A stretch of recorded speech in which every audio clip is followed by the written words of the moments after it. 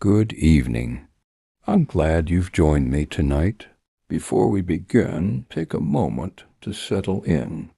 Find a comfortable position, let your shoulders soften, and allow your breath to slow. The day is behind you now. All that matters is this quiet moment. Tonight I'll be here with you, guiding your mind gently into rest. My name is Jonathan Holly, and together we'll drift into a world of mystery, calm, and sleep. You don't need to think or solve or do anything at all. Just let my voice carry you deeper into stillness. Now, let's begin our mystery story for tonight. London, 1887. The city lay beneath a veil of persistent fog, its gas lamps burning dimly through the murk like tired eyes refusing to close. The streets hummed with the dull rhythm of carriage wheels and the occasional cry of a newsboy proclaiming tragedy for a penny. It was a world that lived and breathed in shadow, where the line between respectability and ruin blurred with every puff of coal smoke. Inspector Edmund Hull sat in his modest study on Baker Street, the faint scent of tobacco curling through the stale air. The night had been long and restless when a soft knock came at the door. A messenger boy, soaked to the bone, stood trembling on the threshold, holding an ivory envelope sealed with the insignia of the Metropolitan Police. Hale's expression darkened as he broke the seal. He had promised himself never to work under their command again, but promises in London were fragile things. The letter was brief, almost impatient in tone. Inspector Holly, your assistance is urgently requested in the matter of the Chiswick murders. 3 deaths in as many weeks, each under strange and deliberate circumstances. A banker, a governess, and a clockmaker, all found lifeless in their own homes, bearing the same symbol carved into their wrists, a small circle intersected by a single line. No valuables were missing, no sign of forced entry. Only silence, and that mark etched as though with purpose rather than cruelty. Holly arrived at the latest scene before dawn. The clockmaker's workshop smelled of brass and oil, its rows of ticking mechanisms filling the room with a ghostly chorus. The victim, Thomas Clegg, slumped over his workbench, the faint trace of blood mingling with the metallic scent of machinery. On the desk beside him lay a note, the ink fresh, the handwriting precise. Midnight tolls for the guilty. Holly examined it closely, his brow tightening. The penmanship was unervingly familiar, as though from a memory half forgotten. He turned the page in his hand, but found no signature, no clue, only the lingering chill of recognition. Outside, the constable assigned to the case waited nervously. The other victims had the same note, sir, he muttered. Same hand, same words. A pattern was forming, a pattern written in ritual and precision. Yet Holly felt that beneath these murders lay something deeper, something personal. As the nearby church bell struck 12, its solemn toll echoing through the narrow street, the detective's gaze lingered on the mark carved into the dead man's wrist. Whatever this was, it was not merely crime. It was ceremony, and ceremonies, Holly knew, always demanded more than one offering. The morning after the clockmakers, death was a pall of gray, light seeping through the blinds, falling onto Hale's cluttered desk like a muted accusation. London's fog had lifted slightly, leaving the streets slick with rain, the air thick with smoke and damp. Holly poured himself a cup of bitter coffee, but the taste failed to stir his thoughts from the rhythm of the murders. 3 victims, 3 notes, 3 symbols, and now the faintest whisper of a pattern he could not yet name. Avery, the constable assigned to assist him, arrived with a stack of police reports, his face pale and drawn. Hal studied the pages carefully. The banker, Jonathan Peirce, had died in his townhouse. The governess, Eliza Ward, had been found in her small chambers near Holborn. And Clegg, the clockmaker, lay amidst the ticking of 1,000 machines. Each note bore the same chilling phrase. Each wrist bore the same symbol. Yet the victims had little in common on the surface. "Sir," Avery said hesitantly, "they share one connection, the Chiswick orphanage. Records show all 3 had dealings with it in some capacity." Hale's eyes narrowed. The orphanage had long been closed. A scandal 5 years past had revealed corruption, neglect, and the disappearance of several children. He remembered the inquiry well, the way the authorities had tried to suppress it, the evidence of cruelty buried under polite words and polite lies. Could this be a vengeance born of memory, or something darker? He decided to investigate Peirce's home first. The widow received him with trembling hands, her voice thin as parchment. She led him to the study, hesitant, but compelled by some duty. Holly noted the scent of aged brandy and old papers, the faint line of frost on the window pane, where the fire had burned low. Among scattered ledgers, one document had survived his scrutiny, a half-burnt list. 2 names were crossed out, Eliza Ward and Thomas Clegg. The third, uncrossed, was Hale's own. The paper fell from his fingers as a cold realization struck him. The killer knew him, remembered him, and had written his name as if it were a promise. Every instinct in Hale's body screamed that this was no ordinary murderer, no simple vendetta. This was personal. Before he could reflect further, Avery returned, breathless. "Another body, sir. Found near the Thames docks. Same mark, same note." Hale's gaze drifted to the window, the fog rolling in again from the river. The killer was meticulous, deliberate, and not yet finished. He was counting down to something, and the city, with its smoke and shadow, would be the stage. The detective's thoughts swirled, a storm behind the calm. Whoever had begun this sequence intended for it to reach him, and when it did, he knew the toll would be his own. Holly spent the next day retracing the lives of the 3 victims, moving through London like a shadow among shadows. The banker, the governess, and the clockmaker, at first glance, they seemed unrelated, their worlds separated by wealth, occupation, and temperament. Yet the faint thread Avery had uncovered tugged insistently at Hale's mind. The Chiswick orphanage. All 3 had, at some point, touched its troubled history.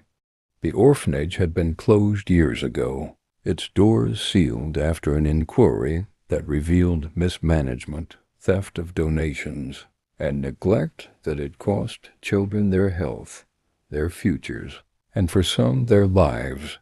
Hall remembered the faces of those he had investigated, children whose wide eyes had held both fear and longing, and among them one boy had vanished without a trace, a boy named Matthew Cole. As Hale moved through the streets toward the site of the former orphanage, fog hugged the cobblestones, rising in coils that obscured lanterns and corners alike.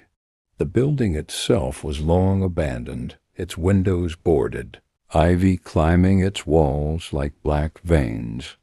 It was a place that refused to forget, and Holly felt the weight of history pressing down as he crossed the threshold of the rusted gates. Inside, the air smelled of damp wood and dust. thick with the ghosts of laughter and fear. The rooms were empty, toys decayed and scattered like scattered memories. Yet in the central hall he discovered something that made him pause, a symbol etched carefully into the wall, a circle bisected by a single line. Beneath it, the words had been freshly scrawled in crimson ink. The circle completes when guilt confesses. Hale's pulse quickened. This was no random killer. This was deliberate, ritualistic, personal. Whoever had left the mark knew the orphanage, knew the victims, and knew him. The old memories he had buried stirred uneasily, the inquiries, the evidence he had unearthed, the boy who had disappeared. He had done what he could to protect the truth then, but now, decades later, someone demanded reckoning. In the shadowed corridors, a sudden noise made him freeze, the soft tap of a foot, deliberate and measured, echoing from above. He followed the sound to the attic stairs, each step creaking beneath his weight. The attic door stood ajar, the darkness beyond seeming to breathe. Hale's lantern revealed a small candle burning within a circle of salt. Around it lay scraps of parchment, inked with symbols and photographs of the victims. Under each, a single word was written, confessed, all but one. Beneath the final photograph, his own face stared back at him, blank, untouched. Holly realized with a cold certainty that the killer was not merely punishing the past. The faintest whisper, carried by the wind through the broken boards, brushed Hale's ear.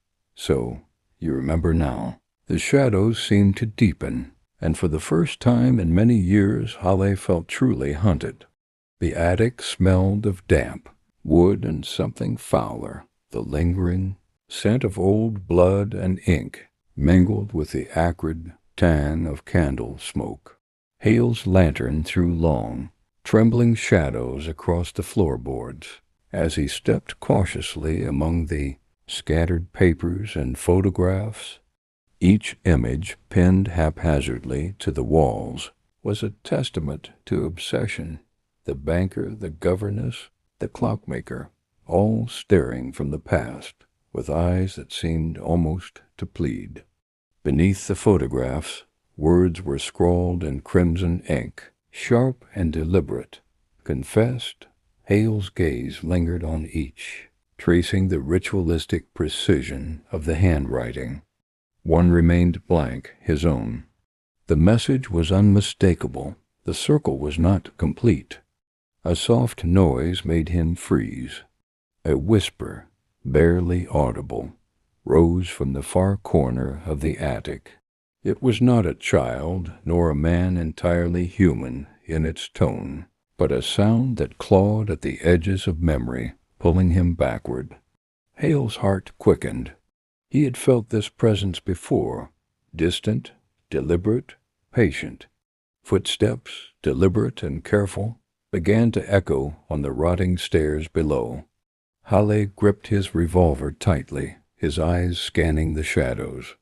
Whoever moved in that house knew it well, knew how to navigate the silence, and above all, knew how to intimidate without revealing themselves. The candlelight flickered violently as the wind swept through the broken attic windows, and Halle realized that he was not merely investigating a series of murders. He was participating in a carefully orchestrated performance, one in which he was both audience and target. He moved toward the sound, lantern held high.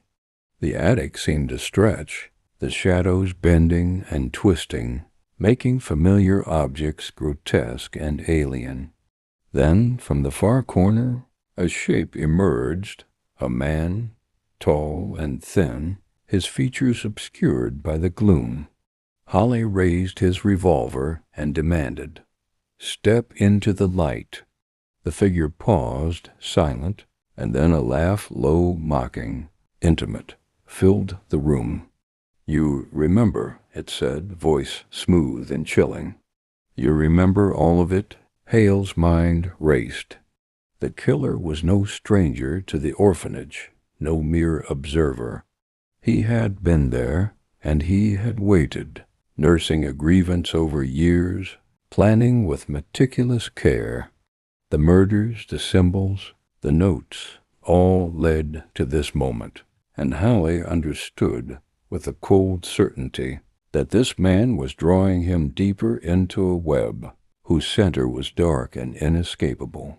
Before Hallie could advance, the figure melted into the shadows, leaving only the faint scent of damp earth and iron. The candle guttered and went out, plunging the room into darkness. Hallie stood alone, the photographs staring back at him, and a dread settled in his chest. The killer had not finished, and now the hunter had become the hunted.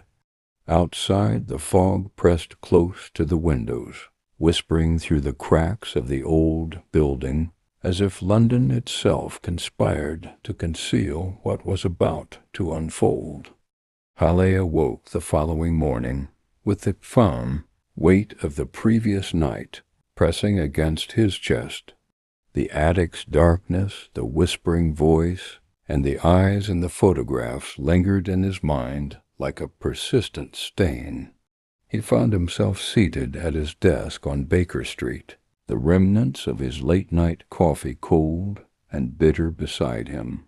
For a moment he wondered if it had all been a hallucination brought on by exhaustion. But the photograph on his desk, which had not been there the evening before, told him otherwise.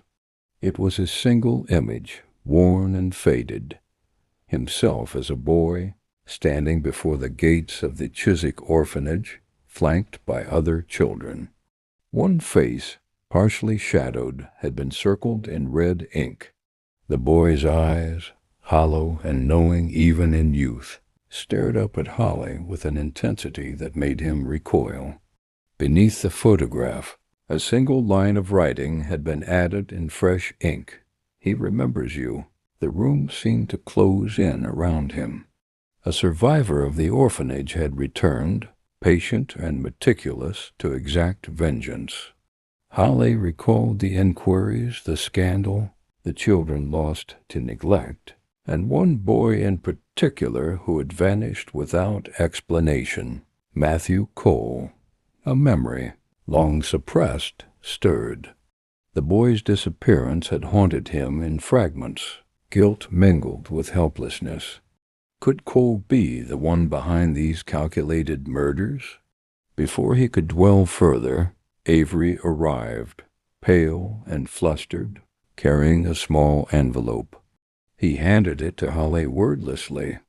Inside was a scrap of parchment, bearing the familiar phrase, "Midnight tolls for the guilty. One remains." Hale's pulse quickened. A second message, scrawled in smaller handwriting on the back, made his stomach tighten. "You took him from me." Hallie sank into his chair, the words pressing into him with the weight of accusation and memory. The killer was not simply punishing the innocent.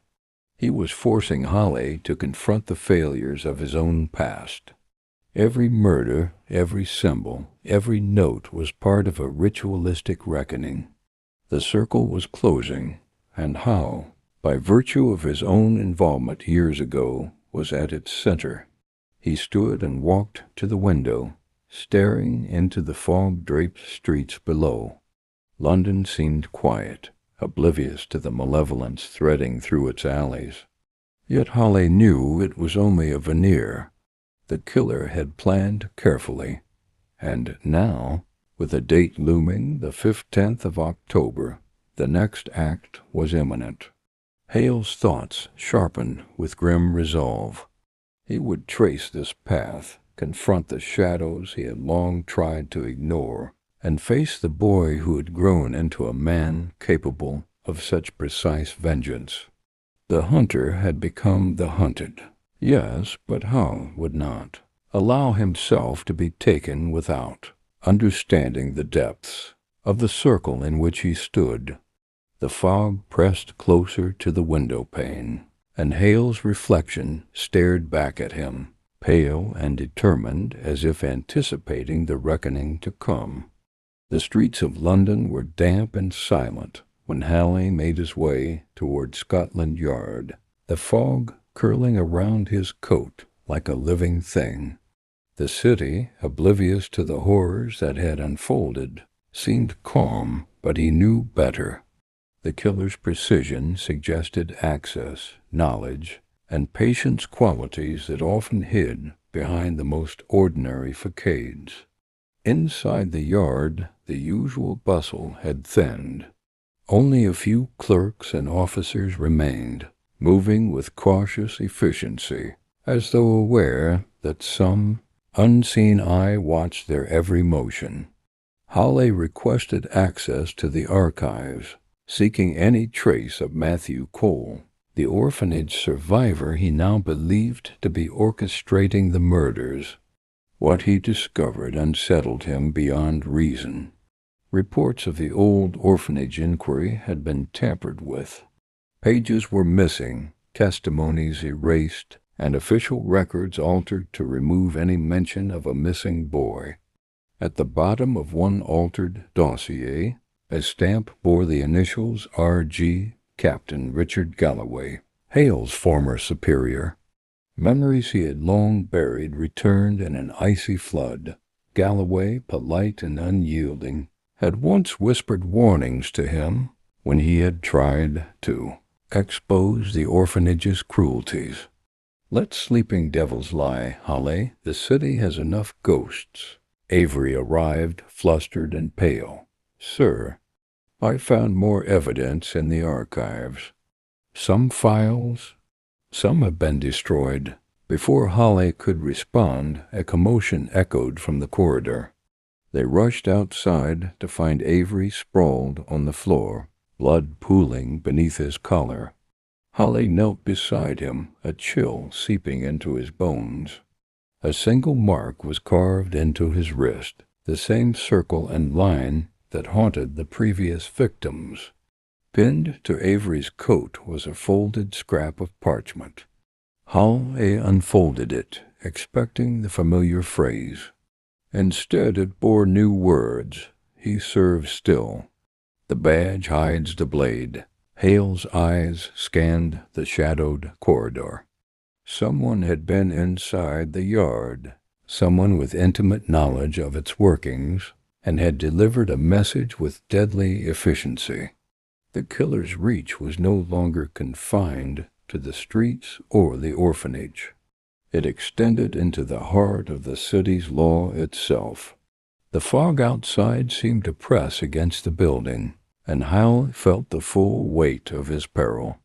The circle of vengeance was closing, and the killer was no longer content with distant messages.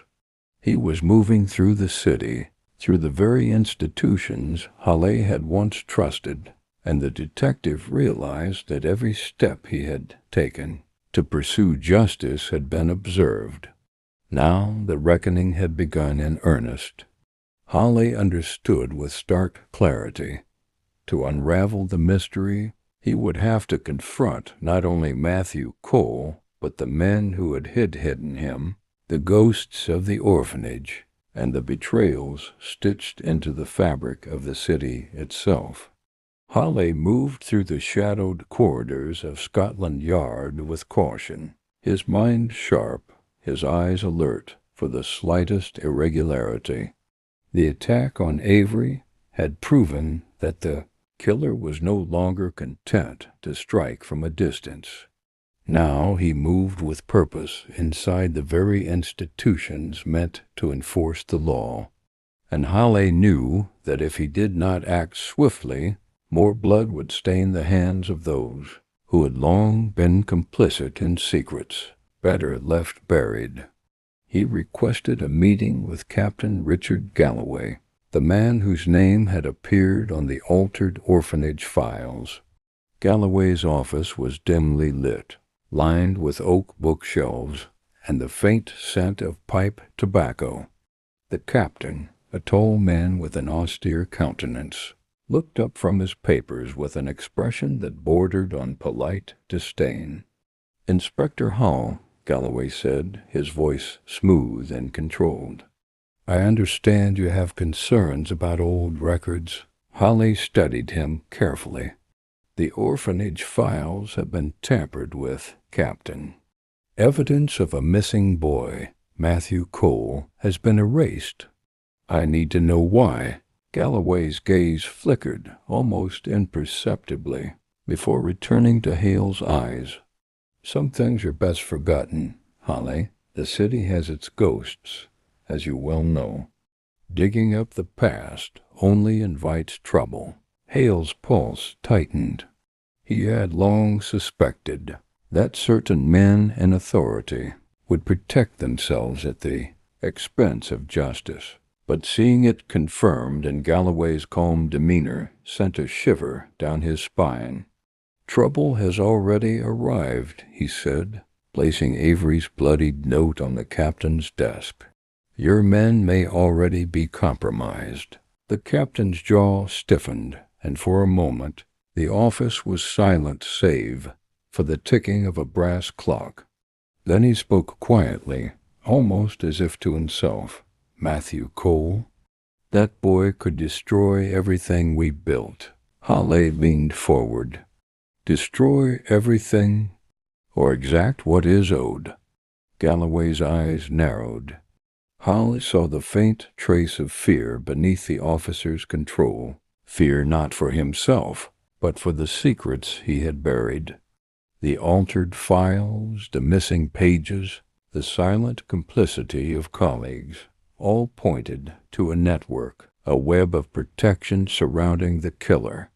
Matthew Cole had grown under the shadow of those who had wronged him, and now, with methodical precision, he was dismantling their world.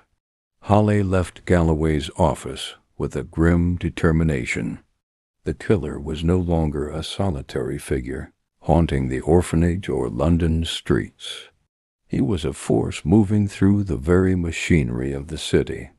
The investigation would demand cunning, courage, and a willingness to confront men who wore the law as a mask.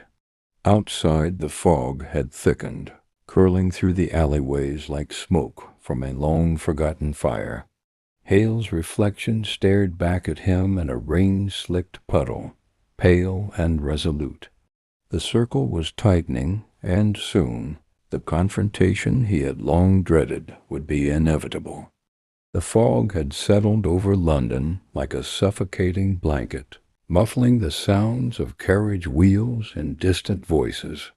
Holly moved through the streets with purpose, his coat pulled tightly around him, lantern swinging in one hand and a notebook in the other. Every alley, every narrow passage seemed to hold secrets waiting to leap from the shadows, and Holly knew that the man he sought, Matthew Cole, had spent a lifetime perfecting the art of invisibility. He began with the records of the Chiswick orphanage, tracing every detail he could find, the children who had vanished, the staff who had been quietly dismissed, and the witnesses whose statements had been altered or suppressed. A pattern emerged, faint but unmistakable, linking the victims not only to the orphanage but to a network of men and women who had profited from its mismanagement. Cole had watched them all, biding his time, learning their habits, their weaknesses, until he could strike with precision. Holly paused at the entrance to a warehouse near the Thames docks, its windows shuttered, its exterior worn by years of neglect. Something about it tugged at the edge of his memory. Reports of a fourth victim had led him here, a beggar, found with the same circle and line symbol carved into his wrist. Holly knelt to examine the ground outside. The mud bore faint footprints, small but deliberate, weaving toward a side door that had been long forgotten. He followed them cautiously, feeling the weight of the fog pressing against his face. Inside, the air was heavy with the scent of brine and rot. Hale's lantern revealed crates stacked haphazardly, their labels faded. On the far wall, scrawled in crimson ink, was the same symbol that had haunted him through every scene, the circle bisected by a line. Beneath it, a single word, waiting. Hale's chest tightened. The message was clear. Cole was methodical, ritualistic, always anticipating the detective's moves. Every clue had been left not merely as a threat, but as a guide, a breadcrumb trail leading to the final act. Holly realized that he was being drawn, almost invited, into the culmination of Cole's plan. A sudden noise made him freeze, the scrape of a chair, deliberate and slow, coming from the shadows. Holly raised his revolver, lantern swinging to illuminate the source. The warehouse appeared empty, yet the air felt thick with unseen presence. Cole's hand, it seemed, had touched every surface, leaving a ghostly mark of intent that Holly could feel but not yet see. Outside, the Thames flowed dark and indifferent, carrying with it the echoes of London's sins. Holly understood with grim certainty that the next move would be decisive. Cole was no longer content to remain hidden. He had set the stage, and Holly, whether he wished it or not, had stepped into the center of the circle. Time was running out, and the city's fog seemed to thicken in anticipation of the reckoning yet to come. Move? Hale's steps echoed through the narrow alleyways near the Thames, each footfall swallowed by the thick London fog.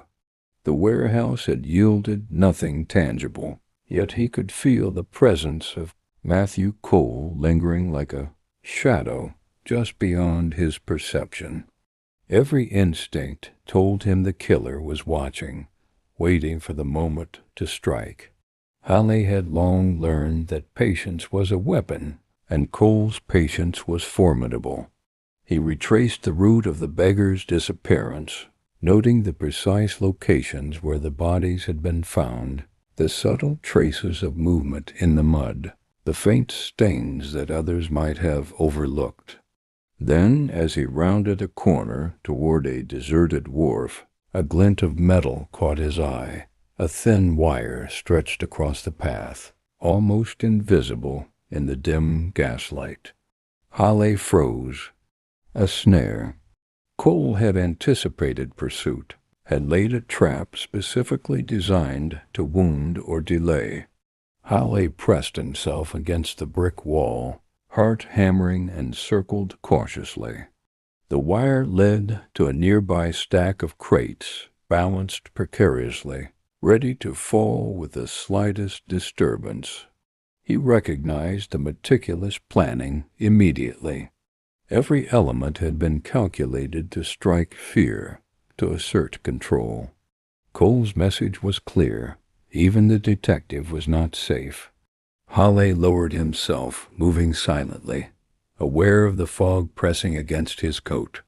The streets seemed to close in, and each shadow could conceal a threat. When he reached the crates, he found another note, pinned carefully beneath a splintered board. The handwriting was precise, the ink fresh. Closer now. The circle narrows. A chill ran down Hale's spine. Cole was methodical, ritualistic, and frighteningly intelligent. Every murder, every symbol, every note was part of a design that Holly was only beginning to comprehend. The killer had orchestrated a narrative in which Holly was not merely observer, but participant. The city itself had become a stage for this dark performance. Hale's mind raced. Cole was no longer hiding in the shadows of abandoned orphanages or warehouses. He was in the streets, in the alleys, and perhaps even in plain sight, moving unseen among the men who believed themselves untouchable. The pattern of victims, the timing of the murders, the precise symbolism, all pointed to a mind capable of anticipating every move Halle made. Halle straightened, gripping his revolver with renewed determination. He would not be baited. He would trace Cole's network, confront the survivors of the orphanage, and unravel the meticulous sequence of vengeance before it reached its culmination. Above him, the fog rolled thick and heavy, muffling the distant cries of the river. Halle knew with certainty that Cole was near, watching, waiting, and the final reckoning was drawing inexorably closer. Hal returned to the archives that evening, the fog pressing against the windows of Scotland Yard like a living shroud. He pored over records and faded letters, seeking the faintest trace of Matthew Cole's history, tracing the boy who had vanished from the orphanage decades ago. Each document, each name seemed to whisper fragments of a life shaped by neglect, cruelty, and long-suppressed rage. The boy had been small, wiry, and clever, a survivor in a place designed to break him.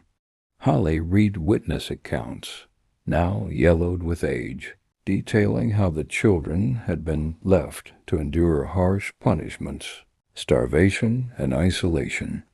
Some had run away, some had fallen sick, some had vanished completely, and Cole had been one of the vanished, a boy whose absence had barely made a ripple in the reports of polite society. Yet now, Halle saw the threads of vengeance woven from that lost childhood. He examined photographs of the orphanage staff, men and women who had abused authority, indifferent to suffering, and in those faces Halle discerned the outlines of the men and women who had become his victims. Perce, Ward, Clegg. Cole had watched them all, grown in secret, learning their routines, memorizing their weaknesses. The murders were not random.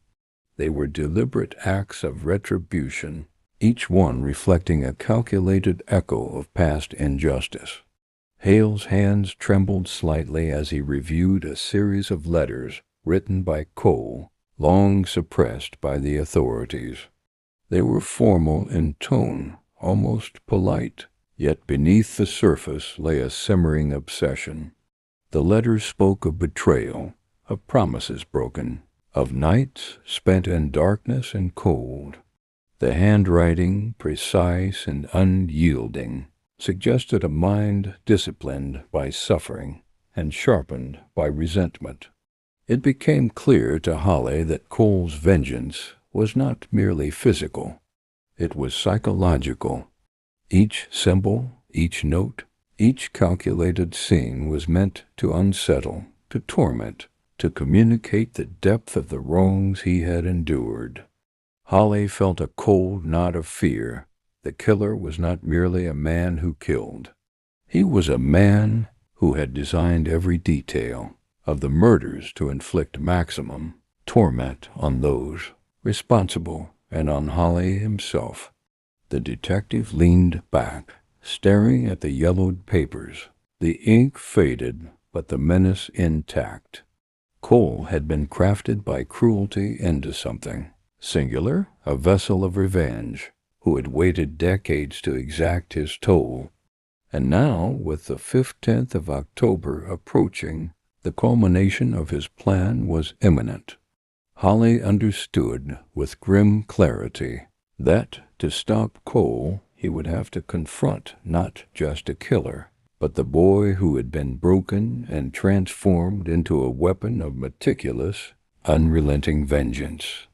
The fog outside thickened, curling around the lamps of the city like a prelude to violence. Halle knew that the final act of this long, calculated drama was approaching, and it would demand every ounce of his cunning and courage. Hale's footsteps echoed hollowly through the deserted streets, near the old warehouses by the Thames.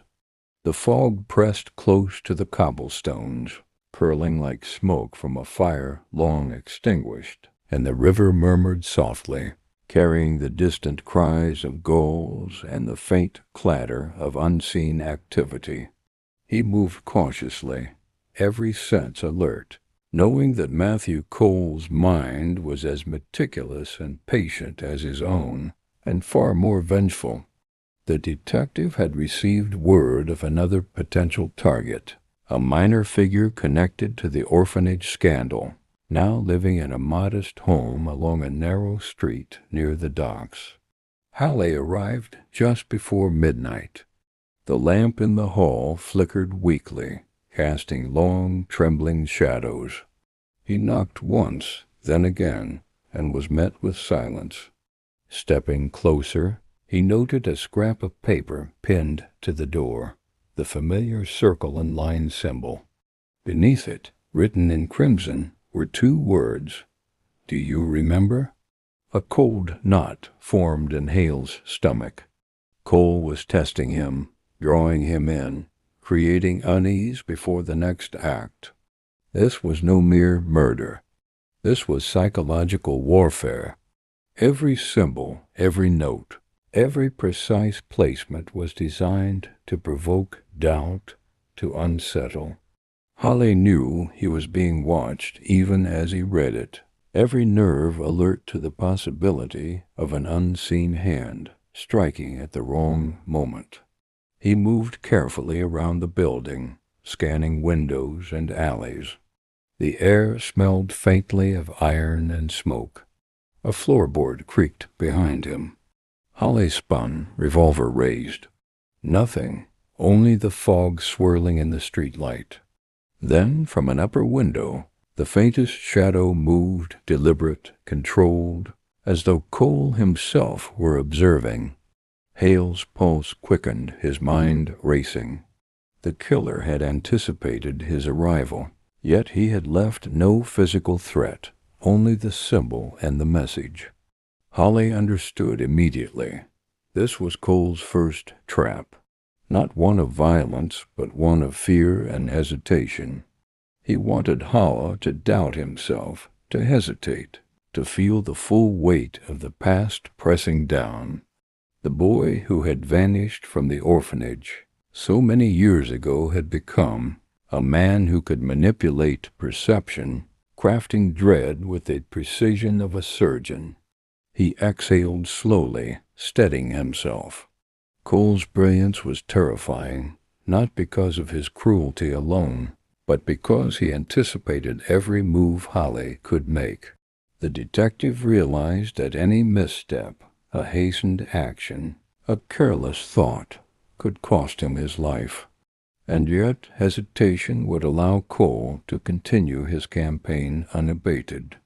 Hallie adjusted his coat, gripping his revolver, and stared into the darkness. He had survived the first trap, but he knew that Cole's game was only beginning. The circle was tightening, the clock ticking inexorably toward the 15th of October, and Hallie could sense the killer's mind pressing in from every shadow, every whisper, every street of the city. The fog hung thick over London, heavy and suffocating, as Hallie moved silently along the narrow alleys near the old industrial quarter. Every brick, every shuttered doorway seemed to whisper secrets, and Hallie felt the weight of unseen eyes tracking his progress. He had traced Cole's movements through the city, following subtle signs and carefully planted clues, until he arrived at a derelict warehouse long abandoned, its windows darkened with grime and boarded over. The place exuded stillness, yet beneath it lay a pulse, slow and deliberate, the heartbeat of a mind as methodical as it was dangerous. Inside, the air was damp and fetid. Crates and broken furniture littered the floor, and cobwebs draped the corners like veils of forgotten time.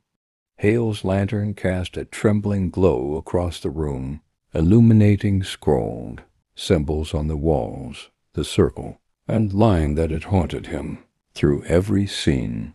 But here, the pattern became unmistakably deliberate. Lines connecting the symbols, maps of streets and alleys, photographs of the victims positioned in a careful order, each linked by faint red threads. Cole's plan was not simply a series of murders.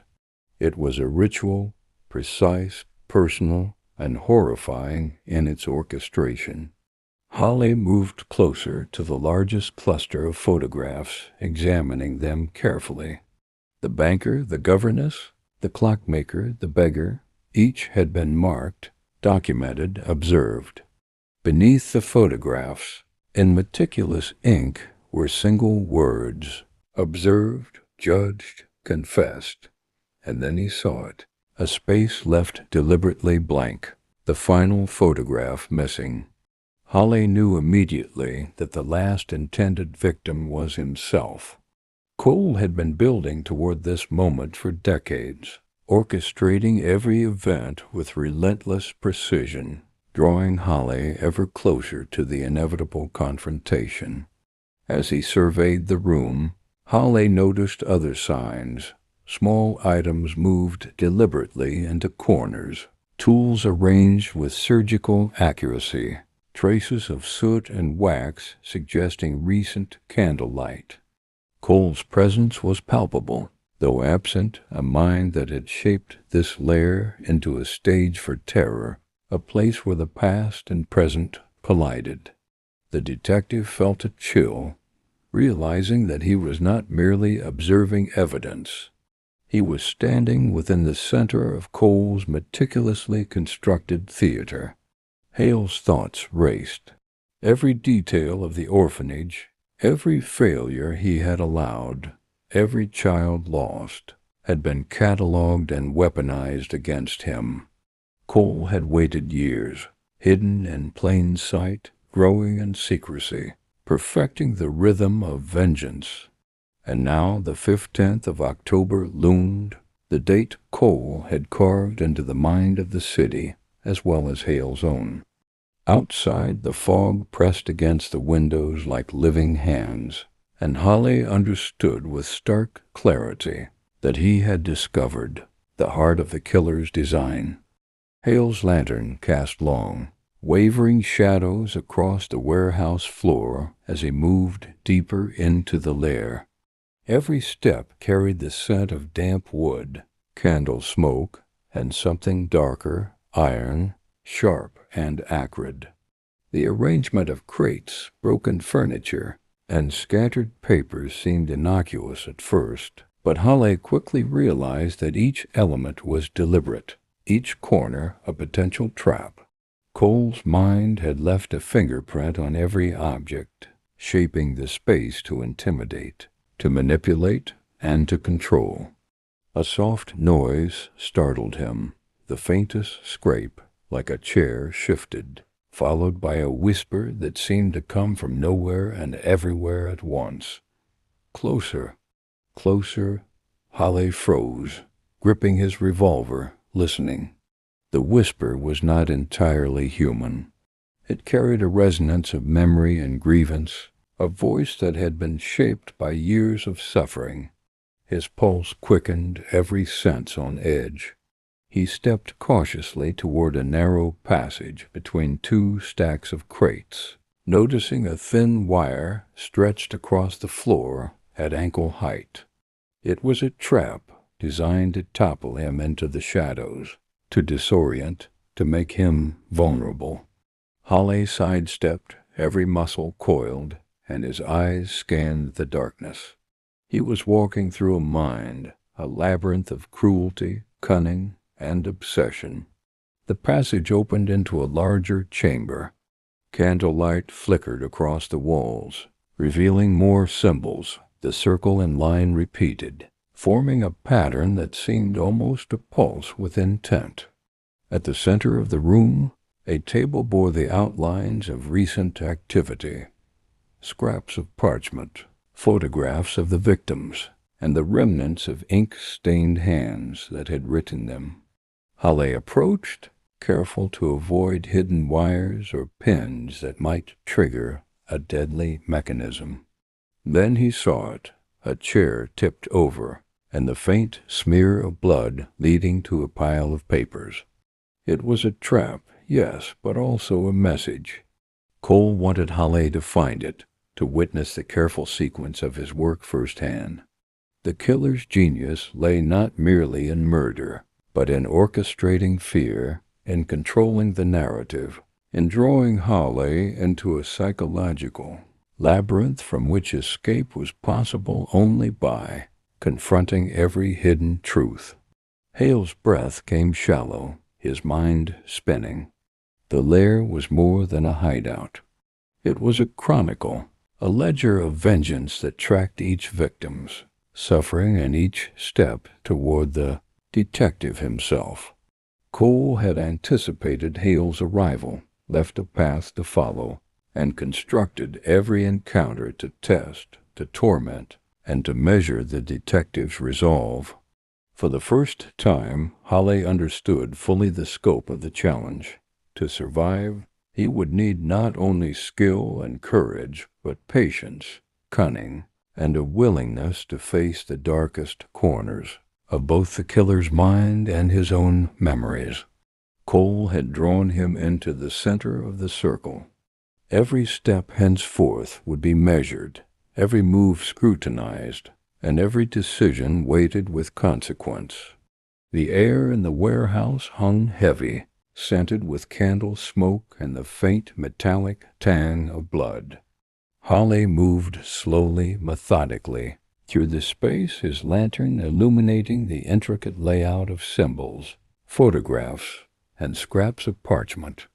Every surface, every corner, had been touched by Cole's hand. Hale's eyes traced the circle and line motifs over and over, trying to discern the pattern that had guided the killer's actions from the orphanage to the streets of London. As he examined the photographs, a horrifying clarity began to emerge. Cole's murders were not random. They followed a sequence, a meticulous progression designed to culminate in one final act.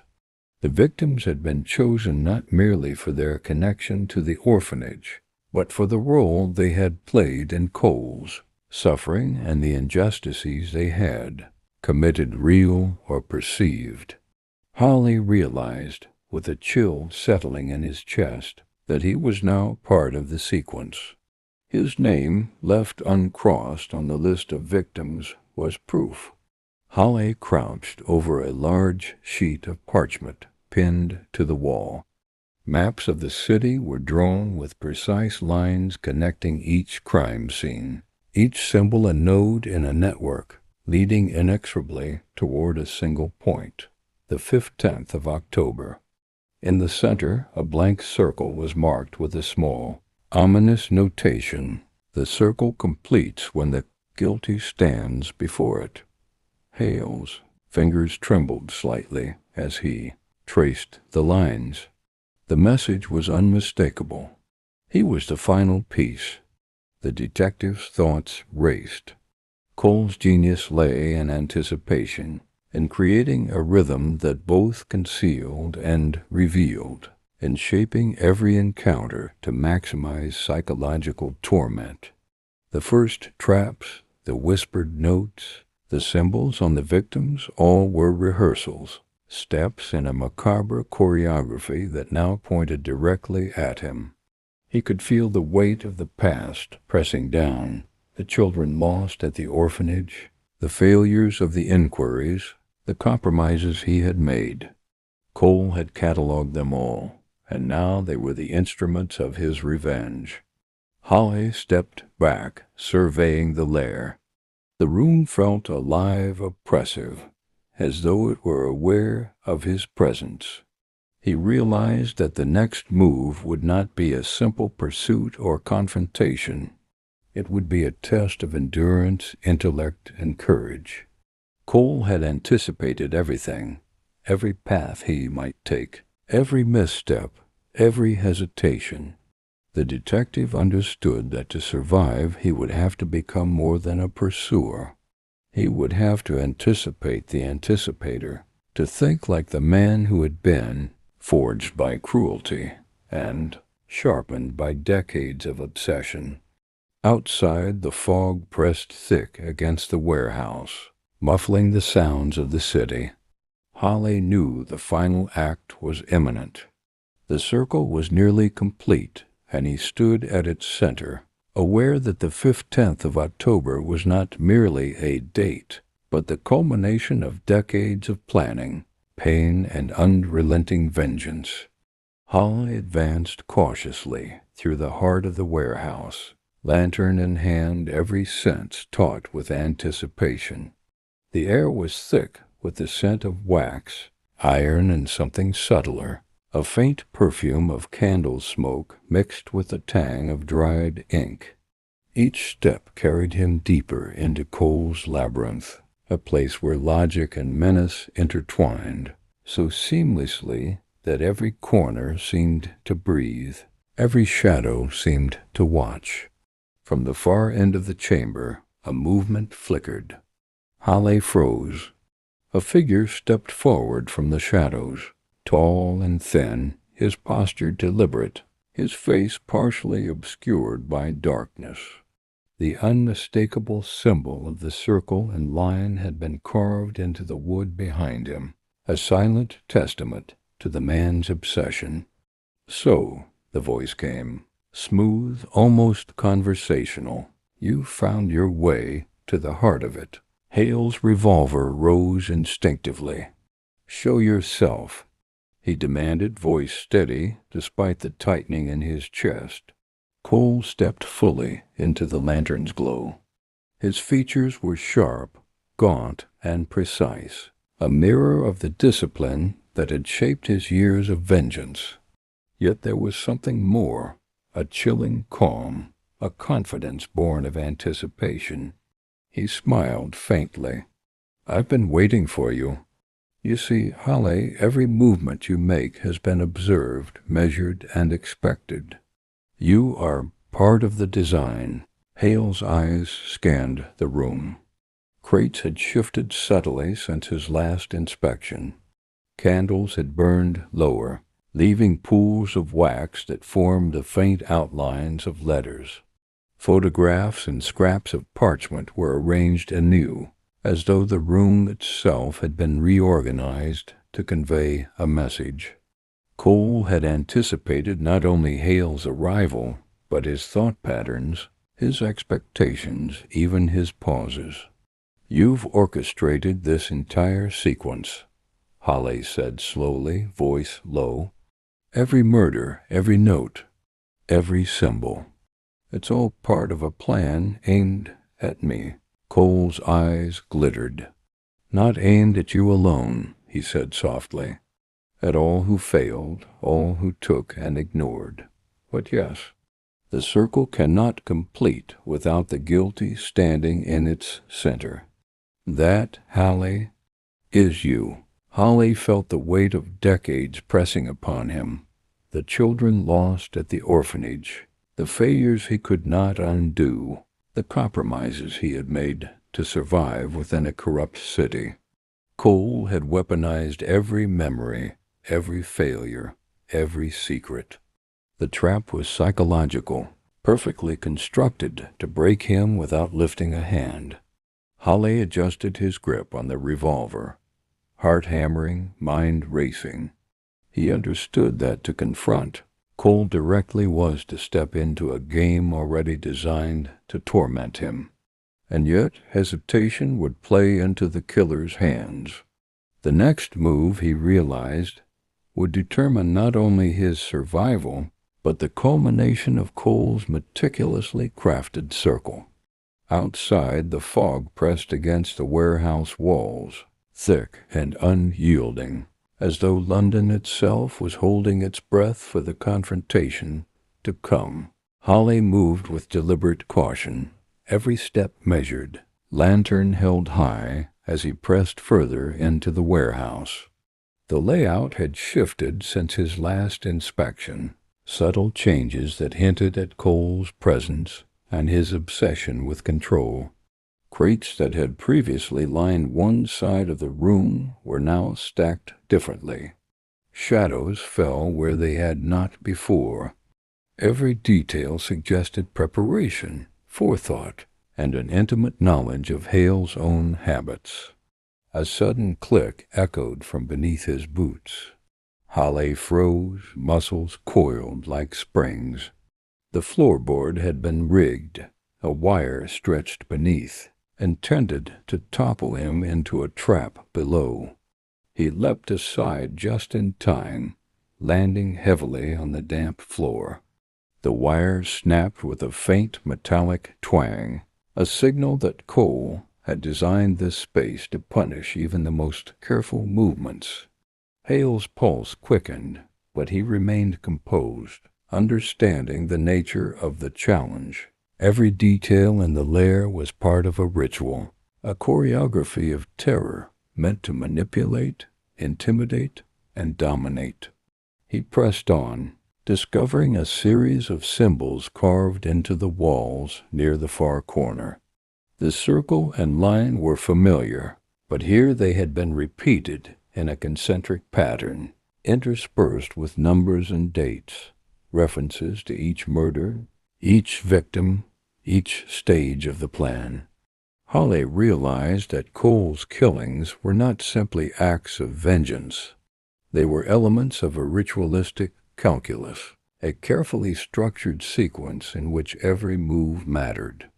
On a nearby table lay more photographs, carefully arranged, showing each victim in life, each pose chosen deliberately, as though captured for an audience of one. Beneath the images, lines of red ink connected them, forming a web that pointed inexorably toward Hale himself. One scrap, pinned with a black-headed nail, bore a single word, witness. Hale's stomach tightened. Cole wanted him to see, to understand, to participate psychologically in the final act of his vengeance. Then, from the shadows, a faint sound, a whisper, almost a sigh, drifting through the room. "Step carefully, detective. Every motion matters." Hale spun, revolver raised, but found nothing. The whisper, like everything in this lair, was designed to unsettle, to blur the line between reality and expectation. The space itself had become a weapon, Cole's mind made manifest. Hale exhaled slowly, gathering his resolve. The trap had been narrowly avoided, but the lesson was clear. Cole had anticipated every move, every instinct, and every pause. To survive the final stages, Hale would have to think not only like a detective, but like the man who had been shaped by cruelty, obsession, and years of meticulous planning. The circle was closing, and Cole's ritual was nearing its apex. Outside, the fog pressed against the warehouse walls, suffocating, expectant, as though the city itself knew that the confrontation was imminent and the reckoning unavoidable.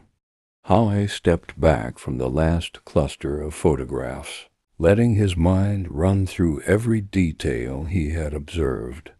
The lair was more than a space of confinement. It was an extension of Matthew Cole's mind, a labyrinth of symbols, traps, and calculated dread. Each trap, each note, each arrangement of objects had been designed to manipulate him, to force him into hesitation, doubt, and fear. But Hale, seasoned by years of detective work and tempered by experience, knew he could turn the game back against the architect of terror.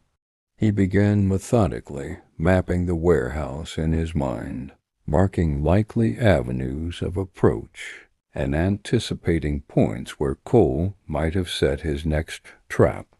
Every shadow, every loose floorboard, every shift in the pattern of symbols became a potential weapon or a warning. Hale realized that the only way to survive, The final act was to adopt the mindset of the killer himself, to think like the boy who had been shaped by cruelty and obsession, and who had grown into a predator of unparalleled patience. He moved silently, arranging a series of markers and subtle signals designed to alert him to movement, to pressure, to the faintest disturbance. Crates were shifted to create narrow choke points. Loose boards were marked in his lantern's glow. Candles were placed in positions where their flicker could reveal motion or shadow. Holly was turning Cole's tools against him, creating a mere labyrinth in which he could anticipate the killer's manipulations. Then, as he adjusted the final marker, a scrap of parchment fluttered down from the ceiling. He caught it, hands steady despite the tension coiling in his chest. The note was brief, written in precise crimson letters. "You understand now. The final act awaits." Hale's pulse quickened. Cole's plan was almost complete, and the 15th of October loomed closer with each passing hour. Holly paused, listening to the faint whispers of the fog outside, muffled by the thick walls of the warehouse. Every instinct screamed that Cole was near, watching, assessing, waiting for the moment to strike. But for the first time, Holly felt a measure of control. He had anticipated the traps, interpreted the symbols, and created a strategy that would allow him to confront the killer on more equal footing. The city beyond the fog seemed silent, yet the weight of its shadows pressed inward. Holly inhaled deeply, lantern swinging in a steady arc, eyes scanning every corner. Cole's lair was no longer only a space of terror. It had become a battlefield, a chessboard on which each move carried life or death. Holly understood with grim clarity that the final confrontation was imminent, and only his cunning and resolve could determine who would emerge from the circle unbroken. The warehouse seemed alive, shadows stretching and twisting like sentient things as Holly advanced cautiously. Every corner could conceal a threat, every flicker of candlelight a signal of Cole's presence. Hale's breath was steady, controlled, as he moved toward the center of the lair, lantern illuminating the intricate web of photographs, symbols, and notes he had studied for hours. The final act was approaching, and he knew that Cole's confrontation would be as psychological as it was physical. A sudden sound of footfall, deliberate and soft, echoed from the far side of the room. Holly froze, revolver raised, eyes scanning the darkness. From the shadows, a figure emerged, tall and angular, moving with a fluid grace that spoke of both patience and purpose. Cole stepped fully into the lantern's glow, his eyes glinting with a mixture of amusement and calculation. "Detective," Cole said, his voice smooth and chilling, "you've arrived. I wondered how long it would take for you to understand the pattern." Hale's hand tightened on the revolver. "I've seen your work," he replied evenly. "The murders, the symbols, the sequence, it's all ritualistic. It's you." Cole's lips curved into a faint, sinister smile. "Yes, it is me, and it is you.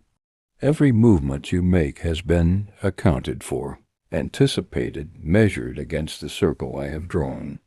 You are part of the design, not merely observer, but participant. You complete it." Hale's mind raced. He had set his own markers, anticipated traps, and turned the lair into a counter-labyrinth. Yet facing Cole directly was another matter entirely. The man's presence was suffocating, oppressive, as though the air itself had been shaped to instill fear. Holly realized that Cole's true power lay not only in his meticulous planning, but in his ability to manipulate the psyche, to control perception, to make every object and every shadow a weapon against the mind. Cole moved closer, circling Holly like a predator, assessing prey. "You feel it, detective?" he whispered. "The weight of the past? The failures you cannot undo? Every moment of hesitation, every memory you buried? They are all here, and they are mine." Hale's pulse hammered, but he forced himself to breathe steadily. He had prepared for this, set the counter-traps, anticipated Cole's manipulations. "The circle may be yours," Holly said quietly, "but I am not your puppet.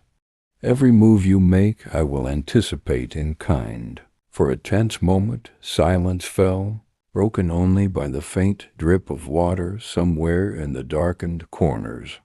Cole studied him, expression unreadable, then nodded slowly. "Interesting," he murmured. "We shall see how long your courage endures."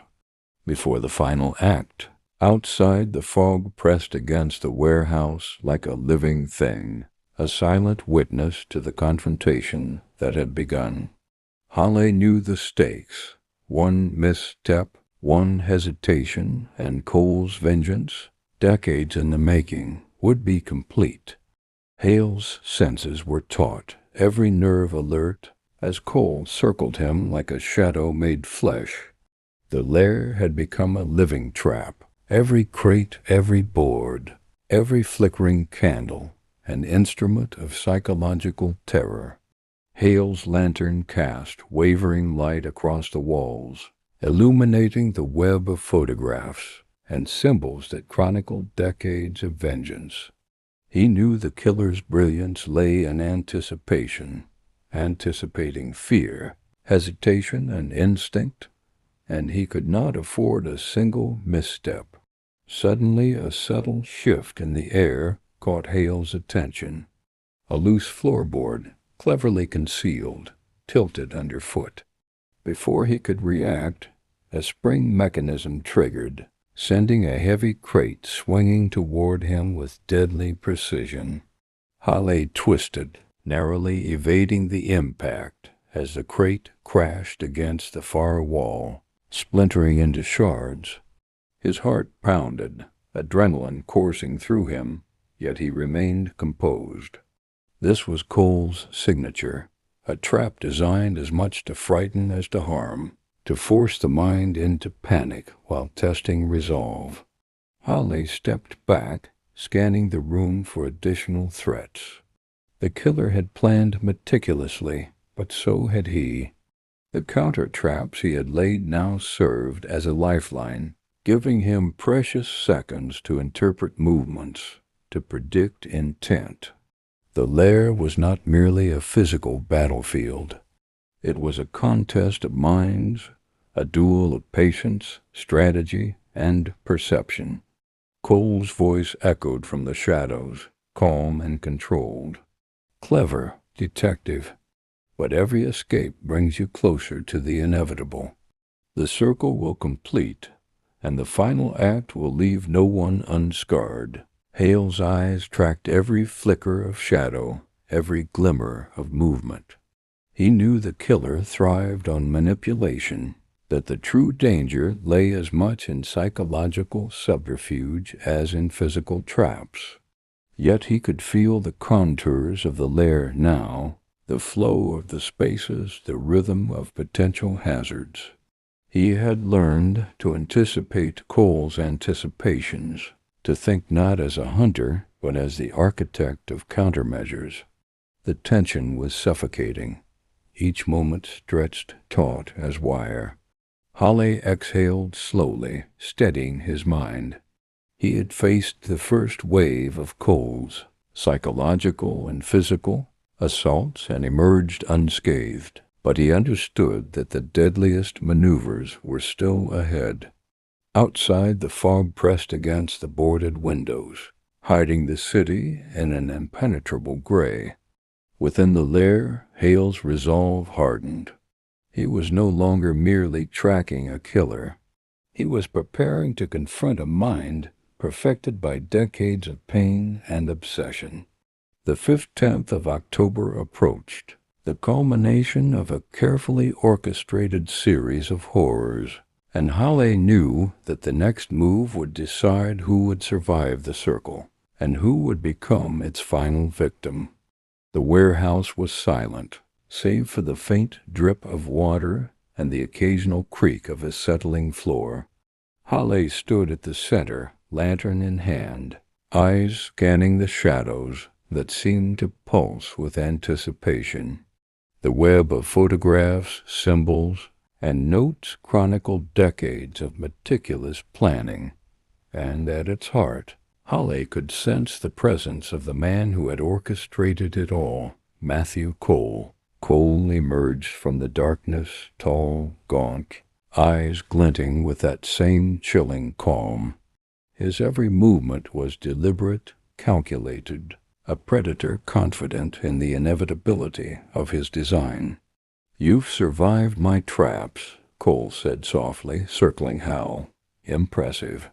But courage alone cannot break the circle. The 15th has arrived, detective, and the final act waits." Hale's revolver was raised, his mind sharpened to razor precision.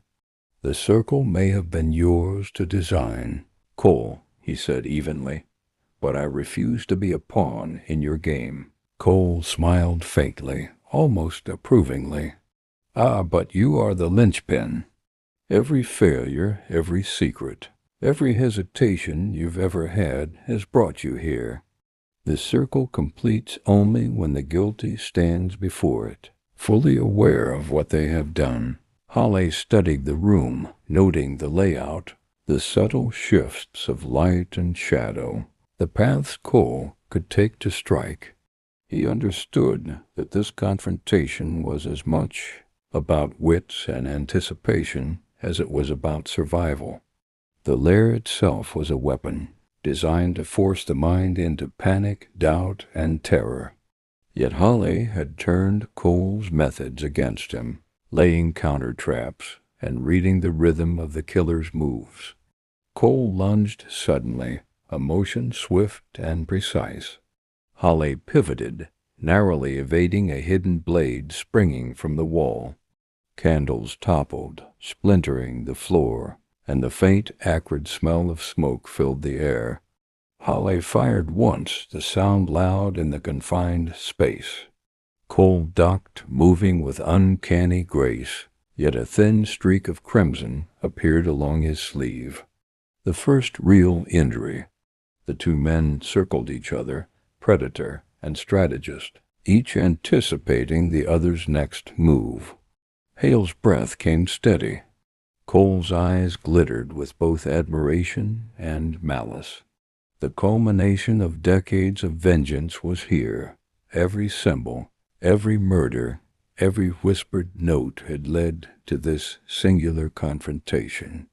Finally, Halle forced Cole toward the center of the lair, where the circle and line were drawn, faintly glowing from residual wax and blood.